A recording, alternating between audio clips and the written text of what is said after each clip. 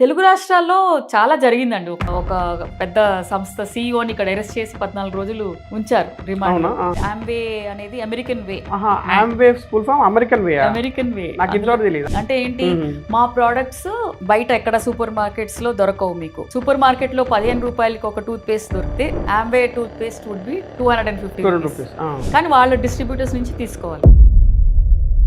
ఒక IT employee ఆత్మహత్య చేసుకున్నాడు. 20 లక్షల రూపాయలు అందులో పెట్టుబడిగా పెట్టి పాపం ఎక్కడో వేరే ఊరి నుంచి వచ్చి హైదరాబాద్ లో ఉద్యోగం చేసుకుంటూ తొందరగా డబ్బు చేసుకుందామని అసలు నాకు అనిపించింది ఇది ఒక పెద్ద సమస్య.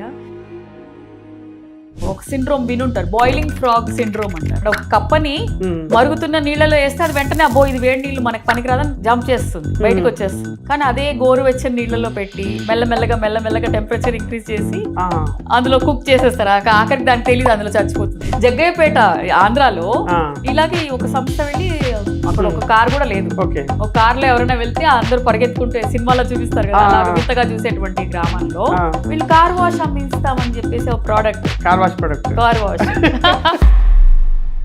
నేను ఒక వీడియో చూస్తున్నా. నేను దాంట్లో ఏమవుతుందంటే ఓపెన్ చేయడమే అతను కోట్ వేసుకుంటాడు అనమాట. అతను జూమ్ మీటింగ్ లో ఉంటాడు అనమాట.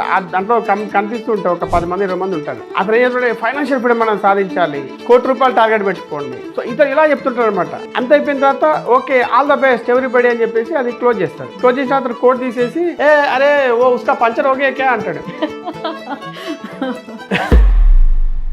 కాంటాక్ట్ క్యాప్టెన్ అని ఒక బుక్ ఉంటుంది మేడం, మీరు చూసారు లేదు?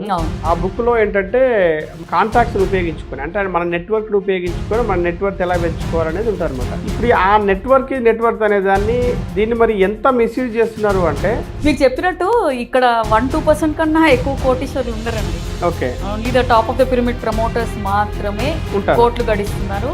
హైదరాబాద్ సిఐడి సజ్జనార్ గారు ఉన్నప్పుడు ఆయన ఒక అలర్ట్ ఇచ్చారు ప్రస్తుత పోలీస్ కమిషనర్. సజ్జనార్ గారు అసలు ఆయన నాట్యమని లా అండ్ ఆర్డర్ కదా, ఆయన టీఎస్ఆర్టీసీ దాంట్లో చైర్మన్ గా ఉన్నారు కదా, ఆయనకి ఏం అవసరం అది చేసుకోవడం?